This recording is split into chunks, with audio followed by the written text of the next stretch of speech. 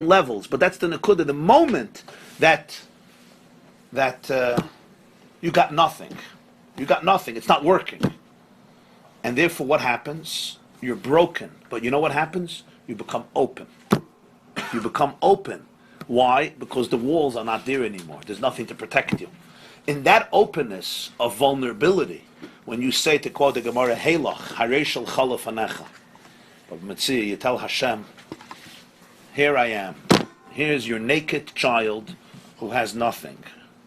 Just a vulnerable, broken self. In a very profound way, that becomes a moment of Gilui Hashchina. Even though you don't feel it at the moment because you're in that mode of brokenness. But retroactively you will discover that that was your moment of redemption, your moment of recovery. That's the pshat in Sifrei Chassidus, that Mashiach was born on the moment of the Churban. The Gemara says in Yuma b'shah shenichnasu nachrim laheichel ro kruvim ma'urin zebazeh. The Gemara in Yuma, Daf Nandala, they went in and they saw the kruvim intertwined. Frek the Gemara, all the Rishonim, it's a very interesting sugya. The Gemara says that the kruvim were intertwined when the zivug between Hashem and the Jewish people was the most powerful. The time of the Churban, it was the worst relationship. The Gemara says the kruvim used to look at each other when the relationship was good. They would turn away from it, like a husband and wife. You know, you get the eye treatment. You know, she stops looking at you. You don't talk. So the kruvim were a replica of that. Suddenly, by the Churban, the kruvim are intertwined. Doesn't make sense. So there's a lot of different biyurim. The Maggid of Mezrich said, the Bnei Yissaschar brings it from the Maggid. The Gemara says in Yevamas, Chayev Adam Lifke des Ishtay B'Shashi Yotzei L'Derech. When a person is going on a journey, the night before he has to be together with his wife, because since he's leaving her alone, and it's difficult for a wife to be without a husband, may not be difficult for a husband, but it's difficult for a wife. That was just a joke, maybe not. So therefore, Chayev Adam, he has to be there for his wife the night before. Why? Because he's going on a journey. So the Maggid says, during the Churban Beis Hamikdash, the Rebbeinu Shalom was going on a very long journey. Baila shaholach leMedinas Hayam.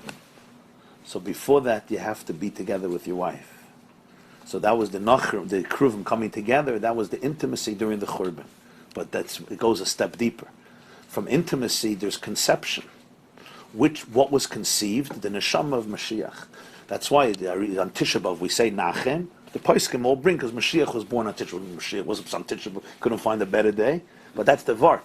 The Chlifkoi des Ishtoi created the conception of Gul. Okay, so it's nice, it's vadim, but what does this mean practically? In psychological terms, what it means is the moment of ultimate devastation, when one can't escape the Churban, that's the moment Mashiach is born. Even though that's a moment of grief, it's not a moment of jubilation. It's when Galus begins. But the awareness that Galus began in such a frightening fashion means that redemption was born. Why? Because the walls of denial were shattered. And the moment the walls of denial are shattered and the person is open and says, I got nothing. Oh, you got nothing? Now God can be present. Why? Because Hashem can only be present where there's nothing blocking. What's blocking? Blocking is anything outside of God's oneness. So therefore the stira to Gilui Hashchina is not Averis, that's step B. The stira is ego, the false ego. Because if I, then it's not Him. And the definition of Him is all. The definition of Hashem is oneness. That's why you'll never see here the term, you will, but very seldom, Ribono Shel Olam. The term that's going to used constantly, which you probably noticed, is Ein Sof Baruch Hu. Why Ein Sof Baruch Hu? Ribono Shel Olam means the master of the world. God is the master of the world. But Ein Sof is a step deeper. Ein Sof means infinity. Infinity means, where is infinity? Where is it not? That's the point. Infinity is not nowhere. Infinity means wherever there's something that's part of it. The Yesod of Klippa means that you're detached from Ein Sof. If it's Ein Sof, there's no space that's devoid of it. Leis hasar ponim minei.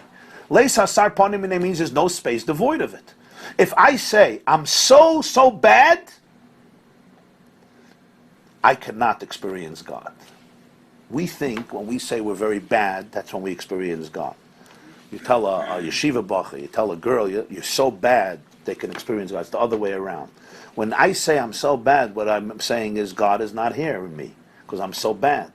So that means I deny the person from experiencing Hashem. Ein Sof means He's right now in you, in your space.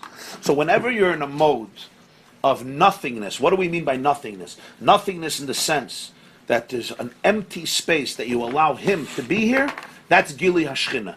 Where can that happen most? In Chachma, where the other faculties already represent more self-assertion. But Chachma, by definition, is Koyach Ma. So that's the union of Bittul.